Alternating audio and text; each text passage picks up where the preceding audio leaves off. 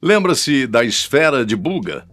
Aquele orbe que surgiu flutuando no interior da Colômbia e que lembrou eventos observados em Iumbo e supostamente na China? Cá estamos novamente falando sobre ela, mas desta vez com uma novidade intrigante. A antropóloga italiana doutora Agnese Sartori, em parceria com o arqueólogo Dr. Jaime Vizcaia, alega ter conseguido decifrar, depois de meses de trabalho, a mensagem escrita na esfera. O que descobriram impactou muita gente, como o jornalista e ufólogo mexicano Jaime Maussan, que vem divulgando informações sobre a esfera de forma sistemática, e também boa parte da comunidade arqueológica e ufológica. Os resultados podem redefinir a história da civilização humana.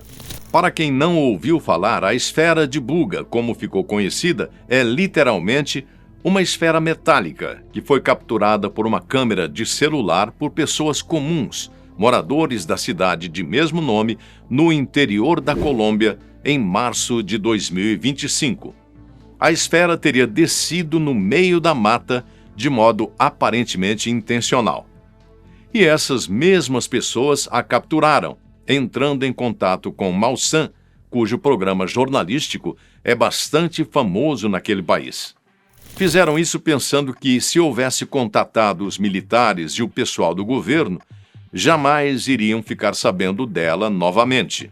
E talvez tenham agido corretamente, uma vez que o jornalista procurou outros meios, instituições e pessoas com o intuito de acompanhar de perto as pesquisas sobre o intrigante objeto. As primeiras observações mostraram que, na superfície da esfera, haviam escritos simbólicos, glifos, inicialmente desconhecidos, mas semelhantes a escritas da antiguidade e que precisavam ser decifrados.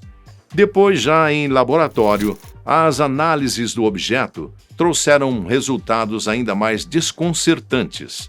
A esfera seria composta por alumínio de pureza extraordinária, misturado a elementos de terras raras, entre eles cério, ítrio e neodímio. Essa liga metálica seria impossível de ser produzida com a tecnologia disponível há 12 mil anos, já que o processo moderno de fundição do alumínio só foi desenvolvido em 1886.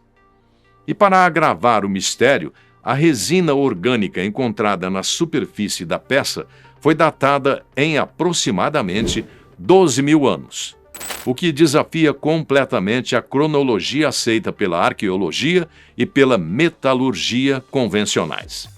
O engenheiro Rodolfo Garrido classificou o material como de pureza não natural, afirmando que o nível de refinamento seria compatível apenas com uma indústria altamente tecnológica. Ele também destacou que a combinação dos elementos é semelhante à utilizada hoje em equipamentos de ressonância eletromagnética, levantando a hipótese de que a esfera de Buga não seria apenas um artefato ornamental, mas um dispositivo de natureza energética. De acordo com a doutora Sartori, a interpretação dos símbolos contidos na esfera só foi possível graças ao seu conhecimento em pré-sânscrito, a língua mais antiga já falada na Terra. Para ajudá-la e a seus colegas neste trabalho, foi também utilizado um dicionário do final dos anos 1800, onde foram impressos importantes estudos desta antiga língua, feitos por Arthur Anthony MacDonald, especialista britânico em sânscrito e literatura védica, falecido em 1930. Segundo as datações feitas sobre a esfera, ela é muito, muito antiga. Estimaram sua idade em torno de 12.560 anos, época em que ocorreu o Younger Dryas, período de resfriamento repentino no hemisfério norte da Terra, enquanto o sul experimentou na mesma rapidez um aquecimento de sua temperatura média. Mas afinal, o que nos traz a mensagem escrita no objeto? É bom lembrar que cada um daqueles símbolos encontrados na esfera não representam uma única palavra, mas uma expressão contendo uma ou mais palavras. E o mais importante, a tal mensagem parece ter sido escrita diretamente para a humanidade. Transmitiremos agora, na íntegra, a mensagem escrita na esfera de Buga, com apenas algumas modificações e adaptações necessárias para a interpretação. Ouça com atenção. No grande princípio, o principal, o Espírito, através do Verbo, produziu o nascimento das raças e estirpes. Tudo ficou impregnado com a finalidade de difundir e doar ao sol, ao céu, o resplendor, a luz do universo e a região dos 7 mundos dos planetas e dos deuses. Chegaram então as fases lunares, as colheitas e a sementeira. A terra foi assegurada e formaram-se as culturas, regidas pelos 2 principais movimentos, cada um com sua direção. Foi então que se entregou a abundância, o ensino e o conhecimento. Isto foi manifestado desde o mais alto, o mais sublime e o perfeito. Foi então que foi criado o vórtice com um grande estrondo. Igualmente criou-se a roda do tempo, a roda astronômica, manifestando-se nos ciclos da Terra. Depois, o absoluto e mais alto se aproximou para a manifestação do bem e a geração das virtudes, respeito ao sagrado, entregar-se à verdade e expressar a força e o heroísmo espiritual através da harmonia e da perfeita sincronia. Então estabeleceu-se a ressonância dos 30 deuses. Depois de ter feito isto, a grande nave de Indra, mandada pelo deus da atmosfera e do céu, deslocou-se livremente com grande estrondo, já que tinha encarregado o grande guerreiro solar de exterminar o mal na Terra.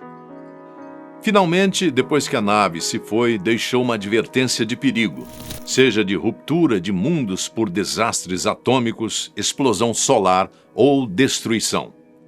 Tudo poderia terminar por nossa decisão e nossa responsabilidade, destruindo para sempre a grande essência vital, o sopro e o respiro da criação da vida. Parece um texto um pouco confuso ou de significado obscuro, não acha? É difícil, num primeiro momento, conseguir captar o que se quis dizer nele.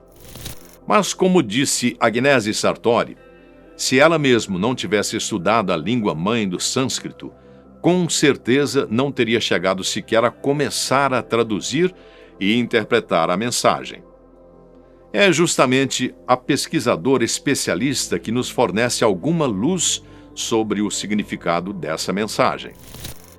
Segundo ela, a mensagem revela que, desde o começo dos tempos, o ser humano recebeu não apenas o dom do conhecimento, mas também a harmonia que rege o universo, o ritmo do cosmos, da Terra e da vida. Mais tarde vieram a cultura e o saber espiritual, para que a humanidade pudesse evoluir e viver com dignidade.